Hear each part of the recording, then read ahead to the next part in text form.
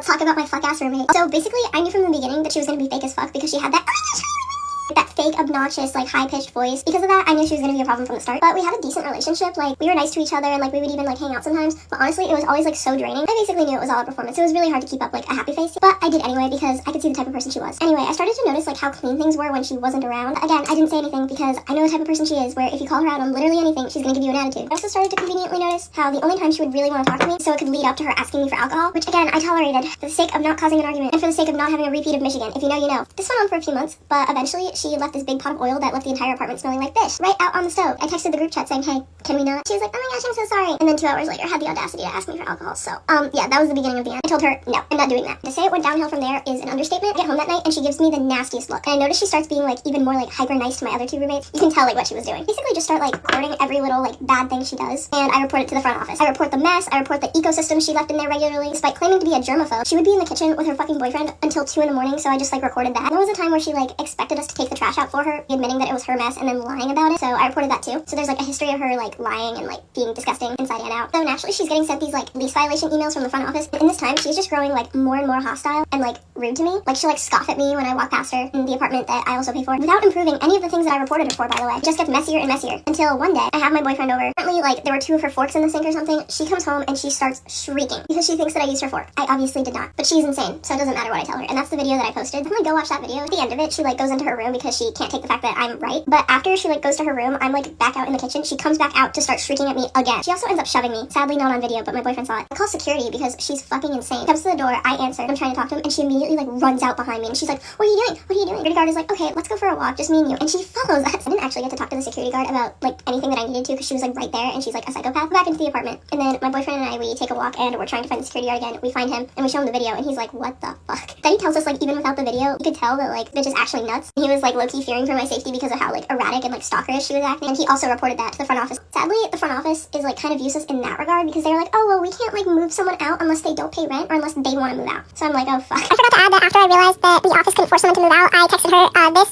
asking her like, you know, like what do you want to do from here? Just pause for it. She blocked my number obviously, so I'm like, oh shit, like what is happening? I have no idea what's going on. The front office is like, we can't say if she decided to move out or not. So it was kind of like a waiting game, but it's okay. Fortunately, my psycho ass saw me talking to my actually good roommates. I think she knew it was about her. I'm gonna assume she probably felt cornered because a few days later, I'm home alone and all of a sudden I hear like a grown man's voice and I'm like, oh shit, like this is either really good or really bad. Turns out it's her parents. And I'm like looking underneath like the crack of the door and there's boxes and suitcases and she's moving out. The apartment just feels so much lighter and like happier and obviously cleaner. And I actually like have friends over now because I'm not embarrassed of the fuck ass smell that she would leave everywhere. And yeah, it's just so nice to like not have to like tiptoe and like walk on eggshells in my own fucking living space. I cannot express to you guys enough how happy I am that this bitch is gone. That's all for now.